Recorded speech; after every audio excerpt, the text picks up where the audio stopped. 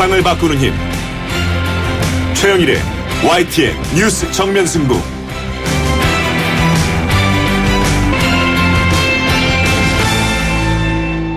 YTN 뉴스 FM 뉴스 정면 승부 3부 시작합니다. 필리핀에서 한국인 선교사가 피살됐다는 소식 전해드렸는데요. 우리 교민들의 안전 여부가 걱정이 됩니다. 잠시 후에 주 필리핀 한국대사관 권원직 총영사를 연결해서 자세한 상황 들어보겠고요. 20대 여성이 공중 화장실에서 영문도 모른 채 무참하게 살해당한 사건, 많은 분들이 함께 분노하고 슬퍼하고 있는데요. 범인 김모 씨의 범행 이유는 무엇이었는지, 또 갈수록 뜨거워지고 있는 추모 열기는 어떻게 설명할 수 있을지, 이에 대한 전문가의 의견도 들어보겠습니다.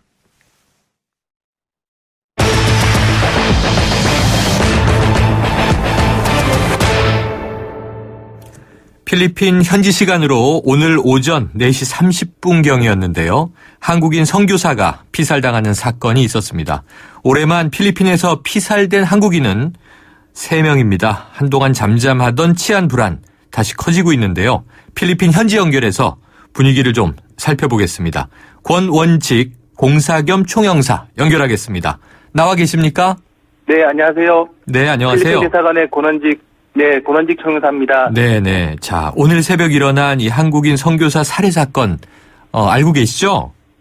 네, 알고 있습니다. 네, 이게 어떻게 된 일입니까? 네, 오늘 오전에, 이 소식을 듣고요. 네. 제가 직접 현장에 갔습니다. 네.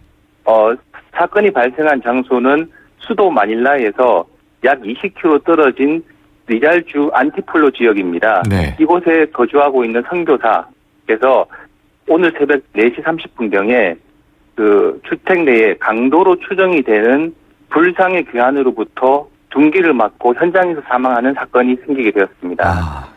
그러면은 살해당한 선교사분 말고 혹시 추가 피해자는 없나요? 네. 피해자와 같이 살고 계시는 피해자 부인이 있었는데요. 네네. 다행히 사건이 발생했을 때 부인이 방 안에서 문을 잠그고 숨어 있었습니다. 네네. 그래서 아무런 피해를 입지는 않았습니다. 물론 정신적인 충격은 상당한 상황입니다. 그렇군요. 저 부인이 계셨는데 방 안에 숨어 있었다. 네네. 자, 현지 교민들의 네, 불안 그렇습니다. 커지고 있을 텐데요. 지금 어떤 분위기입니까? 현지는? 아까도 말씀드렸지만 현장에 가봤는데요. 네. 그 많은 교민들, 특히 피살되신 분이 선교사시라서 그 지역에 많은 선교사님들이 있습니다. 네. 그분들이 병원에 오셔서 그 피해자 부인을 위로하고 계셨고요. 또 저희들과 같이 그 관할 경찰서장을 만나고 또 현장에 가셔서 이제 함께 현장을 둘러봤습니다. 네. 상대적으로 이런 일들이 발생한 것에 대해서 많이 불안해하고 있었던 것이 사실입니다. 네. 자, 필리핀 경찰은요, 지금 이번 사건 어떻게 보고 있던가요? 제가 오늘 담당 영사와 같이 방문해가지고 관할 경찰서장을 만났습니다. 네. 그래서 제가 최근에 연달아 한인 피살 사건이 발생한 데 대해서 상당히 우려를 표명하였고요. 네. 그다음에 근본 사건에 대해서 어떻게 수사할지에 대해서 수사 방향에 대해서 협의하였고 또 조속히 범인을 검거해달라고 요청했습니다. 네. 이에 대해서 그 경찰서장은 최선의 노력을 다해서 조속히 범인을 검거하도록 최선을 다하겠다고 저희한테 약속을 했습니다. 네, 아까 범인은 신원불상이라고 말씀하셨는데요. 그럼 지금은 이제 초기이긴 하겠습니다만 수사 진행 상황은 어떻게 네. 좀 보고받으셨나요? 지금 말씀하신 대로 수사가 초동 단계에 있기 때문에 네. 용의자를 특정하는 단계까지는 이르지 못하고 있습니다. 네네. 현재 필리핀 경찰은 감식 활동을 통해 가지고 증거를 수집하고 있습니다. 근데 마침 그 피해자 집 근처에 CCTV 세대가 설치되어 있어가지고 네. 개인 CCTV이기 때문에 제가 필요하다면은 그 CCTV 녹화된 것을 찾아서 혹시 관련된 그 증거가 있을지 확보하려고 노력하고 있습니다. 네. 자, 그런데요. 이 올해에만 필리핀에서 피살된 우리나라 사람이 3명, 그리고 3년 연속 2자릿수여서 지금 이제 국내 보도에는 네네. 지난해 11건이었다는 것까지 함께 나오고 있던데요. 이렇게 정말 위험한 범죄 사건이 계속 늘어나고 있는 네. 이유는 뭔가요? 저희 대사관으로서 지난 3년 동안에 2자릿수의 살인 사건이 발생한 것에 대해서 상당히 안타깝게 생각하고 있습니다. 네. 근데 살인 사건의 유형을 볼 때 대체로 단기간 거주하는 분들보다는 은퇴비자라든지 장기간 필리핀에 거주하는 분들이 피해자인 경우가 많이 있었습니다. 네. 아마 필리핀 생활에 적응하다 보니까 범죄에 대한 경각심이 조금 부족하지 않았나라는 생각도 들고요. 네. 또 가깝게는 최근에 그 필리핀의 그 대통령 선거를 포함해서 총선거가 있었습니다. 네네. 그러는 과정에서 치안이 조금 허술해지지 않았나 이런 부분도 영향이 미친 것으로도 저희들은 보고 있습니다. 네. 이게 국내에도요, 이제는 이 필리핀 당국의 총기 규제가 허술하다 이런 지적 많이 나오고 있는데요. 자, 필리핀에서는 네, 어느 정도로 이 총기가 불법 유통되고 있습니까? 참 저희가 이해할 수 없는 부분들인데요. 네. 필리핀에는 약 150만 정도의 총기가 불법으로 유통되고 있습니다. 아하, 그러니까 네. 불법 총기를 생산하는 공장이 쉽게 이제 그 운영이 되고 있고요. 네. 또 여기서 생산되는 총기가 싼 가격에 많이 구입을 할 수가 있고 그 불법 총기로 인해 가지고 사건이 많이 발생하고 있는 겁니다. 그래서 참 안타깝게 생각하고 있습니다. 네. 어찌 보면 이게 불법 총기의 천국 이런 좀 오명도 있는데요. 아, 정말 좀 위험하다는 네네. 생각 들고요. 자, 그리고요. 이 필리핀에서 범죄 사고가 날 때마다 범인을 빨리 잡기 어렵다 하지만 이게 체포한다고 해도 쉽게 보석으로 풀려난다고 하던데요. 그 이유가 좀 필리핀의 특성이 있습니까? 쉽게 보석으로 풀려난다고 일반화시키기는 좀 어려울 것 같습니다. 네. 범죄의 종류에 따라서 이제 보석으로 풀려날 수 있는 사안이 있고 그렇지 않은 사안이 있는데요. 그 살인 사건, 마약 문제라든지 이런 것들은 보석으로 풀려날 수 없는 사건입니다. 그래서 네. 우리 한국인과 관련된 사건들 같은 경우에는 범인이 잡히면은 보석으로 풀려날 수가 법적으로 없게 돼 있습니다. 네. 자, 그러면은 혹시 뭐 이 그 범인 검거율이라든가 수사 시스템은 네. 어떻다고 보세요? 수사 시스템 같은 경우에는 사실 필리핀 수사 인프라가 열악한 것은 사실입니다. 네. 재판 절차가 진행되는 것이나 그다음에 재판의 공정성, 그다음에 신속성 이런 부분들 재판의 법 진행 과정이 한국과는 비교하기가 어려울 정도로 열악한 것은 사실인 것으로 평가합니다. 네. 자, 그러면 이제 우리 재외 국민들이 이렇게 피해를 연속적으로 당하고 있는 건데요. 혹시 이제 우리나라 네네. 경찰과의 공조 수사 이런 것들은 어떻게 이루어지고 있나요? 그 필리핀 경찰은 한국인의 그 신변 안전 문제에 상당한 비중을 두고 관심 있게 협조를 하고 있습니다. 네. 그래서 사건이 발생할 때마다 필요한 협조를 다 제공하고 있고요. 특히 저희가 코리아 데스크라는 시스템이 있습니다. 네네. 필리핀 경찰청 지역에 우리 한국에서 파견된 경찰을 보내서 네. 필리핀 경찰이 관련된 수사를 할 때 저희가 지원해주는 그런 제도를 유지하고 있습니다. 아. 그리고 저희가 필리핀 경찰의 역량을 강화하기 위해서 필요한 지원도 해주고 있습니다. 네. 그럼 오늘 이 그리고 사건에도 이 코리아 데스크가 작동이 되나요? 네, 그렇습니다. 네네. 오늘 또 우리 경찰이 현장을 갔고 감식 전문가도 참석을 해서 이제 사건을 분석하고 그다음에 필리핀 경찰과 정보를 공유하고 협조를 하고 있습니다. 네. 자, 이 최근 대선에서 승리한 이 로드리고 두테르테 당선인이죠. 이 대통령에 취임하면 네, 6개월 안에 범죄를 뿌리 뽑겠다 이런 공약을 세우지 않았습니까?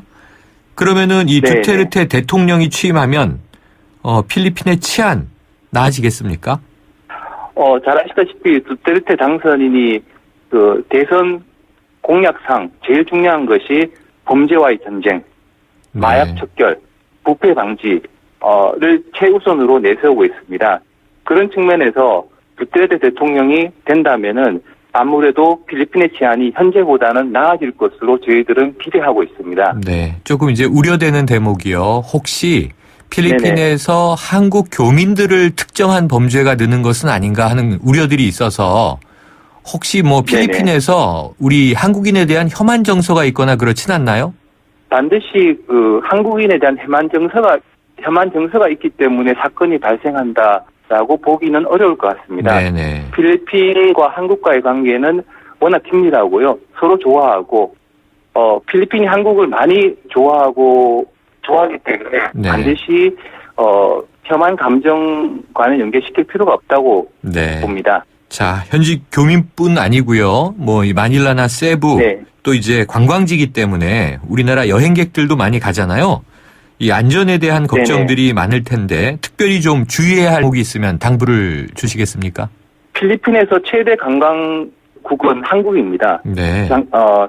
그렇지만은 상대적으로 필리핀의治安이 열악한 것도 사실입니다. 네. 그래서 한국인들이 위험에 처해질 가능성이 상대적으로 높은데요. 우리 관광객들이 필리핀을 방문하실 때는 한국에서 통상적으로 용인되는 행동이 이곳에서는 그렇게 비춰지지 않을 수 있기 때문에 각자 자신의 신변 안전에 신경을 써주시면 좋을 것 같고요. 네. 그다음에 여러 가지 어려움이라든지 무슨 일이 있으면은 항상 저희 대사관으로 연락을 해주시면 좋을 것 같습니다. 네, 알겠습니다. 오늘 말씀 고맙습니다. 네, 감사합니다. 지금까지 권원직 공사 겸 총영사였습니다. 이 필리핀 마닐라 현지를 연결하느라 이 국제전화 상태가 좋지 못했던 점 청취자 여러분들의 양해 부탁드리겠습니다.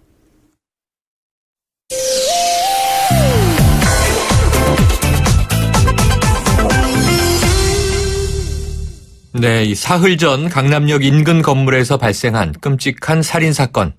참 충격이었는데요. 많은 분들이 함께 분노하고 있습니다.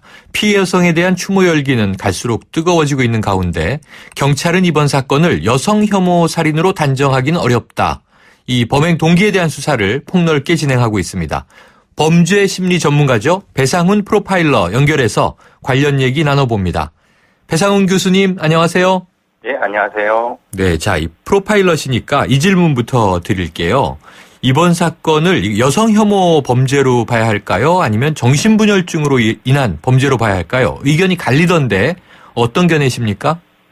저는 이런 이분법적인 네. 이런 두 견해들이 충돌하고 있는 부분을 사실 좀 안타깝게 생각하고요. 아하, 네네. 저는 사실은 핵심적으로 이 두 개는 이분법을 볼 수 있는 것은 아니라고 봅니다. 네. 말하자면 범인의 정신분열증이 왜 시작됐는가, 그리고 그것을 강화시킨 게 무엇인가, 그것이 여성 어떤 부분이라고 한다면 이 두 가지는 뭐 서로 배타적인 것은 아니라고 봅니다. 근데 문제는 이것을 이렇게 보고 싶은 사람들이 사회 집단에 존재하는 것, 그런 것이 아닐까 싶어갖고 좀 안타까운 부분입니다. 그러면은 두 가지 요인이 다 좀 뒤섞여 있다고 보세요?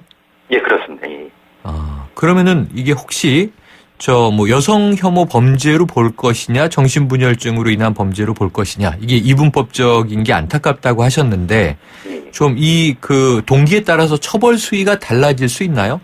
뭐 아무래도 이제 정신분열증이라고 하면은 네. 아무래도 이제 좀 심신미약적으로 흔히 말하는 조금 이제 그 재판관들이라든가 혹시라도 이제 뭐 국민참여재판을 하게 되면은 조금 더 이제 동정의 여지라든가 그런 것이 있을 수는 있겠지만 확실히 있다고 볼 수는 없는 거고요. 네. 그렇지만은 살인을 한 건 맞는 거니까 그 처벌의 수위가 뭐 사실은 상황에 따라 많이 달라질 수 있습니다. 네, 흔히 왜 강력 범죄를 저지르고 심신미약을 주장하는 범인들이 있지 않습니까? 예. 그러면 이게 사회적인 이 시각이 좀 안타깝다는 말씀 하셨지만 용서하기 어렵다, 용서해선 안 된다, 이런 또 이 대중들의 심리를 반영한 건 아닐까요? 네, 그렇습니다. 흔히 말하는 우리 사회에서는 이제 약한 소수자를 지켜줄 수 있는 시스템적인 게 미비한 사회에서는 네.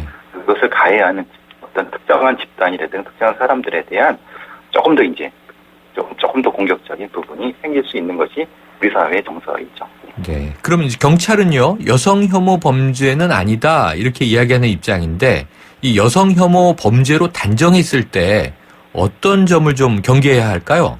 말하자면 여성 혐오 단죄로 한다면 이거는 상당히 심각한 사회적 갈등이라든가 네. 이런 것들이 발생할 수가 있는 것이죠. 말하자면 왜 이 사람이 특정한 여성을 대상으로 했을까? 그럼 이 사람을 이렇게 유발시킨 것은 어디서 왔을까?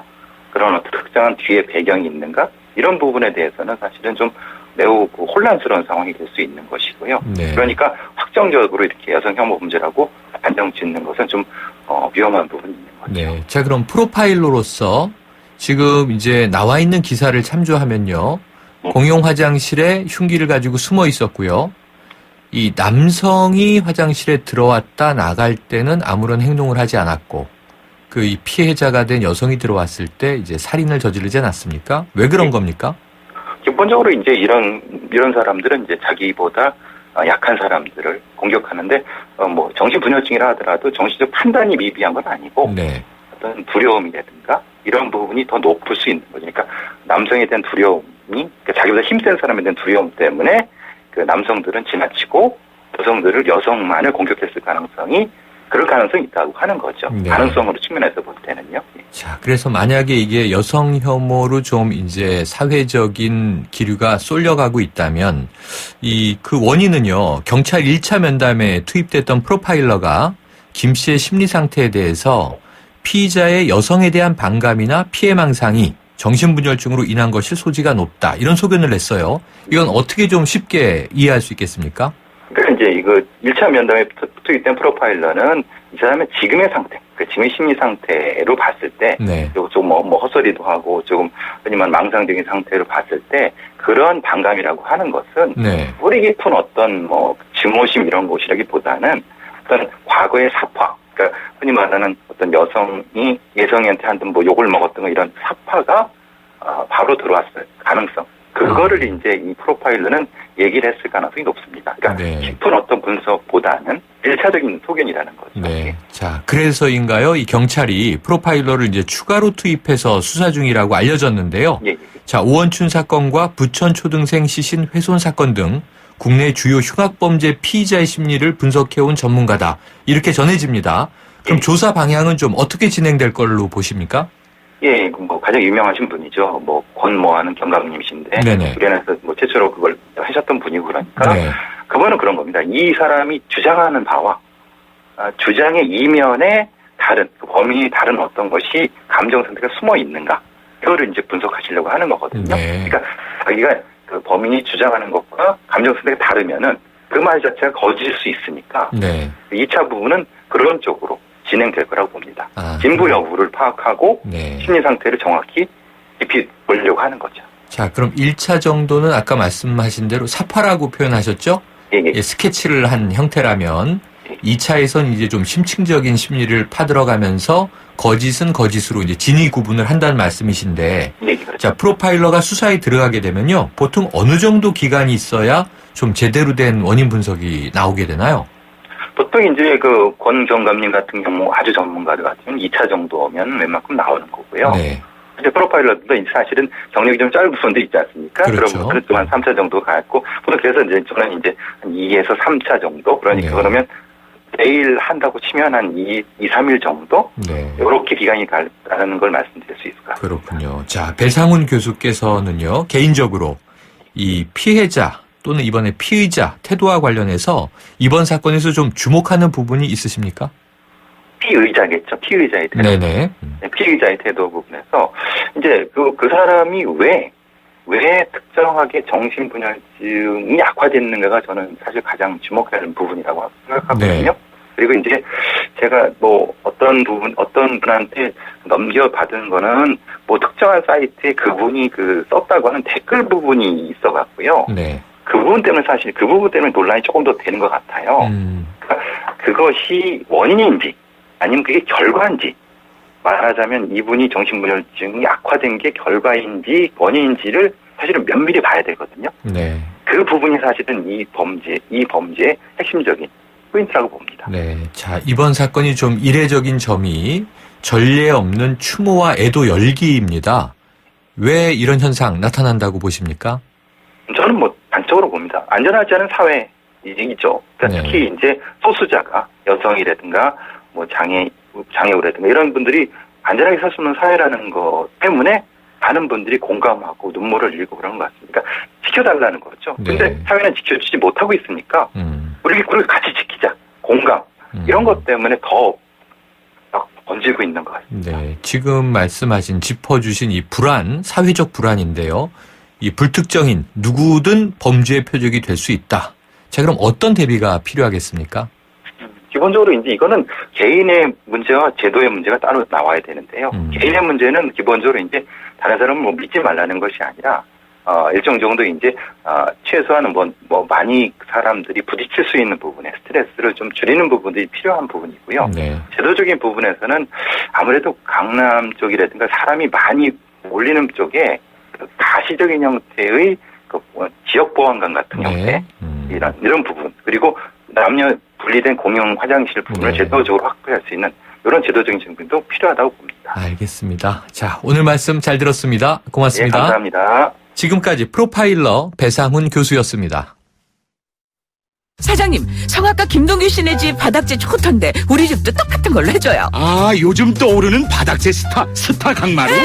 스타일 좋고 습기 열 긁힘에 강하니까 오래 사용하려면 그래서 스타 강마루로 하는구나. 성악가 김동규입니다. 강마루 스타는 스타 강마루. 스타 강마루.